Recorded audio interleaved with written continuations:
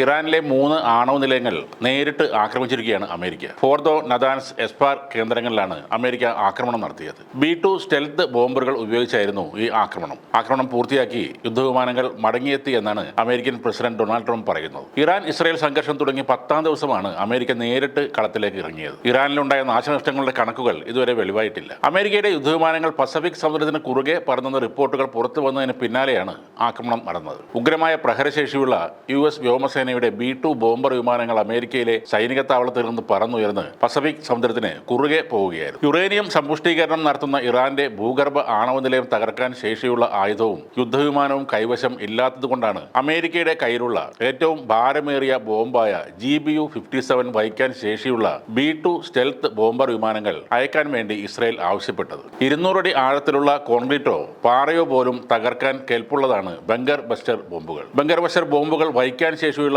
20 B-2 stealth bomber വിമാനങ്ങളാണ് അമേരിക്കയുടെ കൈവശം ഉള്ളത്. ഇറാനിലെ നമ്മുടെ വളരെ വിജയകരമായ സൈനിക നടപടിയെക്കുറിച്ച് രാത്രി 10 മണിക്ക് ഞാൻ വൈറ്റ് ഹൗസിൽ രാജ്യത്തെ അഭിസംബോധന ചെയ്യും. ഇത് യുണൈറ്റഡ് സ്റ്റേറ്റ് ഓഫ് അമേരിക്കയ്ക്കും ഇസ്രയേലിനും ലോകത്തിനും ഒരു ചരിത്ര നിമിഷമാണ്. ഈ യുദ്ധം അവസാനിപ്പിക്കാൻ ഇറാൻ ഇപ്പോൾ സമ്മതിക്കണം. നന്ദി. ഇതായിരുന്നു ട്രംപ് യൂത്ത് സോഷ്യലിൽ കുറിച്ചത്. അതിനിടെ ഫോർദോ പോയി എന്ന നിലയിൽ ഒരു പോസ്റ്റും ട്രംപ് ഷെയർ ചെയ്തതായി അൽ ജസീറ ചാനൽ റിപ്പോർട്ട് ചെയ്യുന്നു. വിമാനത്തിലെ മുഴുവൻ പേലോഡുകളും ഫോർദോയിൽ പ്രയോഗിച്ചു. എല്ലാ വിമാനങ്ങളും സുരക്ഷിതമായി തിരിച്ചെത്തി. അമേരിക്കയുടെ വീര സൈനികർക്ക് അഭിനന്ദനങ്ങൾ. ലോകത്ത് ഒരു സൈന്യത്തിനും ഇത് ചെയ്യാൻ കഴിയില്ല. ഇനി ഇത് സമാധാനത്തിന്റെ സമയമാണ്. ഈ വിഷയത്തിൽ ശ്രദ്ധ ചെലുത്തിയതിന് നന്ദി എന്നും ട്രംപ് പോസ്റ്റിൽ കുറിച്ചിട്ടുണ്ട്. ഇറാനിലെ നതാൻസ്, ഇസ്ഫഹാൻ, ഫോർദോ ആണവ കേന്ദ്രങ്ങൾക്ക് നേരെ നടന്ന ആക്രമണം ഇറാനും സ്ഥിരീകരിച്ചു. ഇസ്ഫഹാനിലെ സുരക്ഷാ വിഭാഗത്തിന്റെ ഡെപ്യൂട്ടി ഗവർണർ അക്ബർ സലേഹി നതാൻസിലും ഇസ്ഫഹാനിലും നടന്ന ആക്രമണങ്ങൾ സ്ഥിരീകരിച്ചിട്ടുണ്ട്. നതാൻസിലും ഇസ്ഫഹാനിലും നിരവധി സ്ഫോടന ശബ്ദങ്ങൾ കേട്ടെന്നും അവിടുത്തെ ആണവ കേന്ദ്രങ്ങൾക്ക് സമീപം ആക്രമണം നടന്നെന്ന് തന്നെയാണ് അക്ബർ സലേഹി പറയുന്നത്. അതിനിടെ ആക്രമണം നടന്ന ആണവ കേന്ദ്രങ്ങളിൽ നിന്നുള്ള സാധന സാമഗ്രികൾ നേരത്തെ തന്നെ മാറ്റിയിരുന്നു എന്നാണ് ഇറാൻ പറയുന്നത്. ഇറാനിലെ ആണവ കേന്ദ്രങ്ങൾക്ക് നേരെ നടന്ന ആക്രമണങ്ങൾക്ക് മുമ്പായി അമേരിക്കൻ പ്രസിഡന്റ്